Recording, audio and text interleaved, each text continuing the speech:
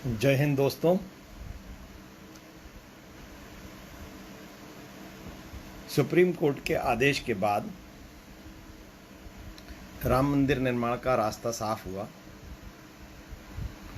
इस विषय पर मैं आप सबके सामने उपस्थित हुआ हूँ। दोस्तों, आगे बात करने से पहले मैं आप सबसे ये निवेदन करूँगा कि आपको जो भी वीडियो पसंद आते हैं तो इन्हें लाइक और शेयर अवश्य कीजिए और ज़्यादा से ज़्यादा वीडियो लोगों के बीच में प्रचारित कीजिए।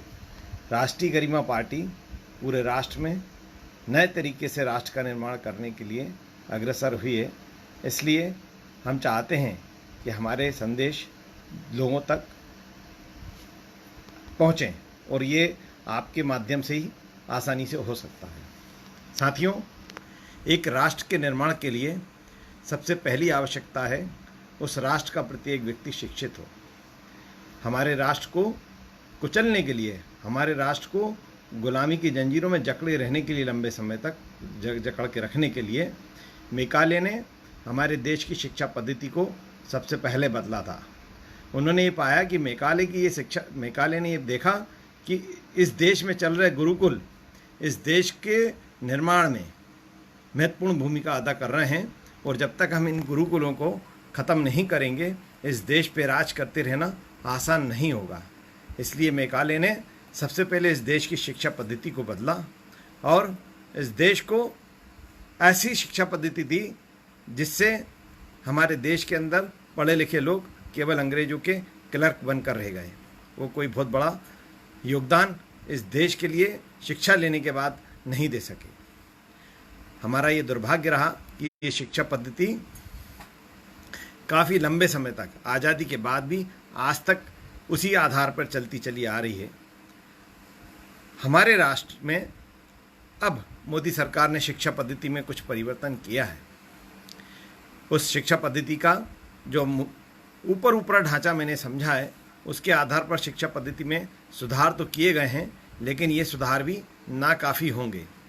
इसके अलावा भी बहुत कुछ इस शिक्षा पद्धति में बदलाव करने की आवश्यकता हमको महसूस होगी।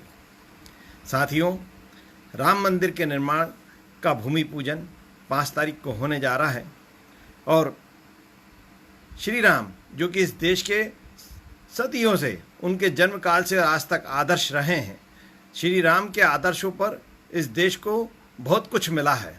श्री राम के का अध्ययन करने के बाद कई लोगों को आत्मिक शक्ति प्राप्त होती है जिसके माध्यम से इस देश का युगों युगों से कल्याण होता आया है। साथियों, श्री राम के आदर्शों पर चलने के लिए हमको क्या क्या करना होगा और उससे क्या सीखना होगा। इस दुनिया में धर्म और अधर्म बस यही 2 चीज़ें हैं। धर्म को हम वर्गीकरण नहीं कर सकते। धर्म मतलब धर्म का वर्गीकरण नहीं किया जा सकता। धर्म का केवल विपरीत अधर्म है। अधर्म से लड़ने के लिए धर्म की स्थापना हुई है और भारत देश में सनातन धर्म जो है ये राम युग से भी कई वर्षों पहले से चला आ रहा है और इसने मानव कल्याण के लिए अपनी महत्वपूर्ण भूमिका अदा की है।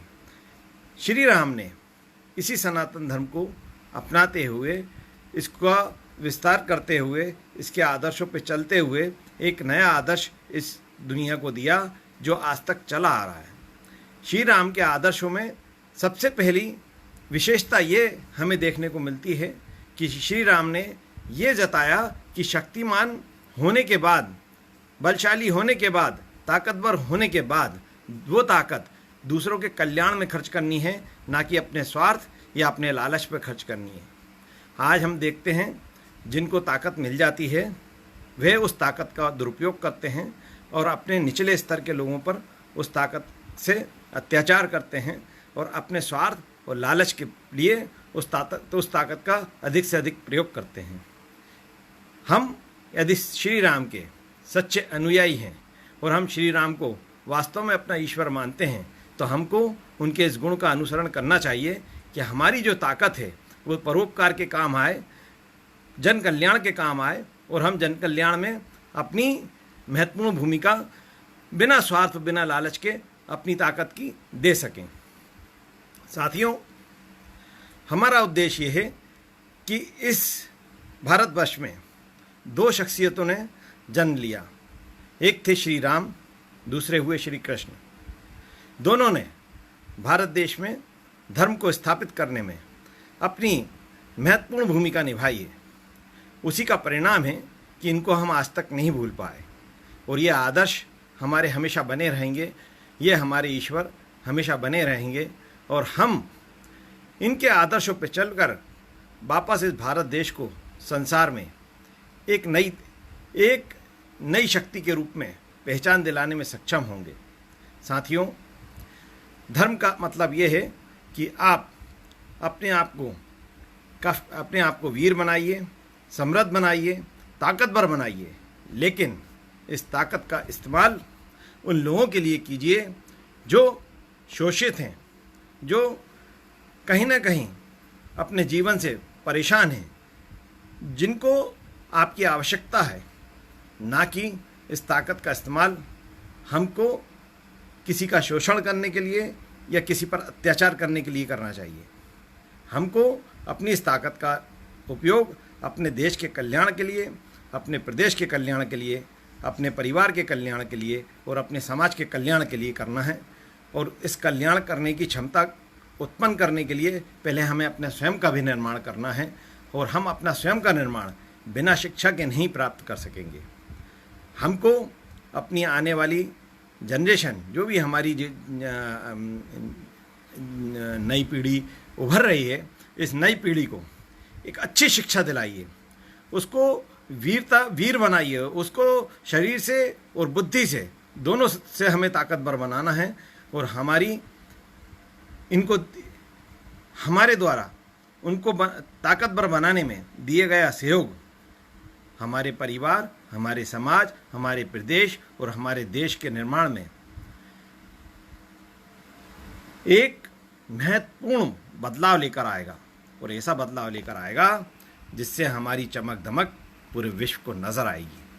साथियों, आपको मेरे विचार पसंद आते हैं तो आप इसको दूर दूर तक पहुंचाइए और हम श्री राम के मंदिर निर्माण के उपलक्ष्य में इस मौके पर उनका वंदन करते हैं, उनकी आराधना करते हैं, उनकी स्तुति करते हैं और उनसे यह आशीर्वाद चाहते हैं कि हमको ईश्वर इतनी ताकत दे कि हम अपने राष्ट्र के कल्याण के लिए काम आ सकें।